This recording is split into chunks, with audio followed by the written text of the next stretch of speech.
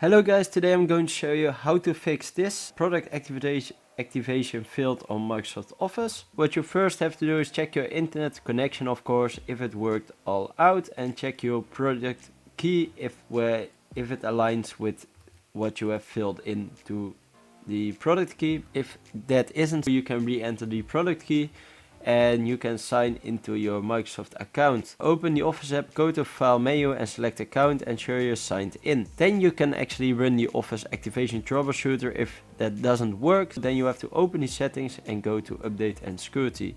Then click on Troubleshoot and then Additional Troubleshooters and select Microsoft Office and follow the on-screen instructions to detect and fix the active issue.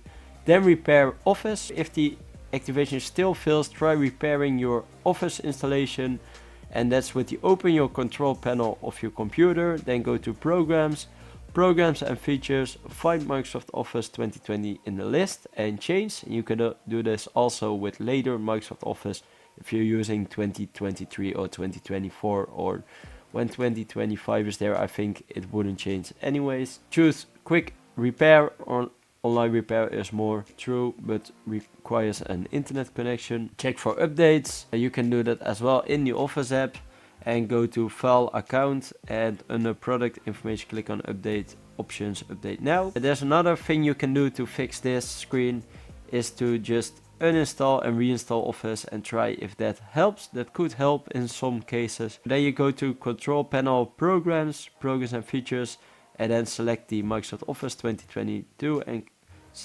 click uninstall. After uninstalling, reinstall the Office from the official website again. That could also be the case, check for activation limits. If you have already activated it on too many devices, which key you bought, then this can come up as well. That could be a problem, and the last thing you can do to fix it is contact Microsoft support. That's it. If you have any more questions, please leave them below in the comments. Thank you.